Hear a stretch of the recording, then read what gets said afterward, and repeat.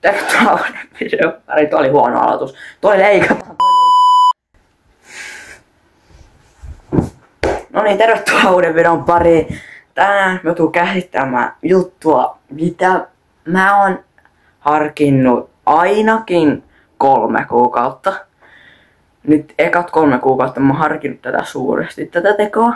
Ja Akselkin kysyi mut sitä joku päivä, kun mä oltiin potkimaan tekes videoita, niin avataan tää asia enemmän, niin mä oon valmis tekemään tän. Eli asia on, näette varmaan tosta titlestä, että mikä on asia jalkapallojoukkue. Eli ihan oma jalkapallojoukkue, mutta on helppo tehdä.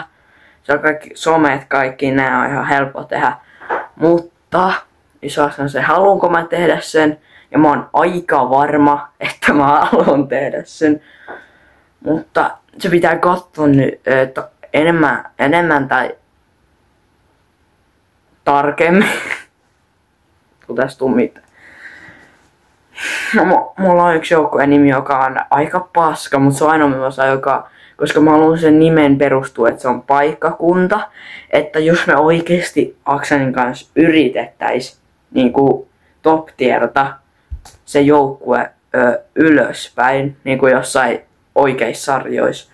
Koska kaikki unionjoukkoja ja kaikki missä mäkin harrastan, kun ne on harrasteryhmiä ja sarjoja, mutta jos haluat tehdä oikein jalkapallojoukkue mennä ylöspäin, se olisi ehkä mahdollista, mä en ole varma, mutta silleen tällä hetkellä pieni joku arstijuttu pelaa tai muita joukkueet vastaan, jotka tekee tämän sama juttu, koska mä en ole täysin varma, mutta joukkueen nimi on aivan paska, eli Rauman Kotkat, se on ainoa nimi, okei.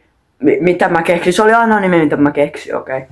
Rauman Kotkat oli ainoa nimi, mitä mä keksin. Mun mielestä se on ihan hyvä nimi, koska se ei niinku perustu mihinkään palloeron tästä Rauman, se on niinku joku asia tai eläin tai joku tämmönen, mikä sen pitää sen joukkueen nimeä olla, niin mä ajattelin, että Kotka on semmonen hyvä.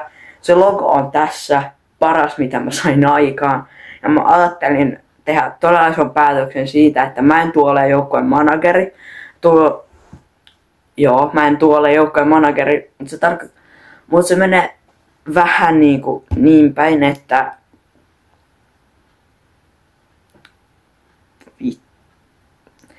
että mä olisin se joukkue, on kuitenkin se joukkueen omistaja. Mä ajattelin, jos me tehdään suurimmalle osalle niin, että mä olisin joukkueen kakkosmanageri, eli mä oon niinku joukkueen omistaja, sit mä oon kans toi media vastaava, kenellä on kaikki noi tilit hallussa, mutta se juttu, että me tarvitaan manageri, joka niinku oikeesti tekee kaikki taktiikat ja mä en jaksa tehdä sitä. Mä tarvitaan joku semmonen tyyppi ja sit kai pelaajia. Mä haluan isolle levelille tehdä tämän joukkueen. Mutta tää video oli tässä, mutta mä luulen, että tää tulee mennä kyllä tälleen todella pitkälle. Jos me jaksetaan yrittää sitä niinku Rauman Kotkea tänne ylös. Mä laitan tähän ruudulle kaikki meidän somet. Meillä on Rauman Kotkalla alussa TikTok, @RaumanKotkat_official TikTokissa. Käykää seuraamassa. Sitten Instagrami @RaumanKotkat_ käykää seuraamassa. Se on yksityinen tili, koska mä en saa sitä julkiseksi, mutta mä hyväksyn teidän kaikkia seuraamispyynnöt, niin älkää huolehtiko siitä. Ja sitten vielä Twitteriä @RaumanKotkat. Käykää seuraa noita kaikki ja me nähdään seuraavassa videossa. Moikka!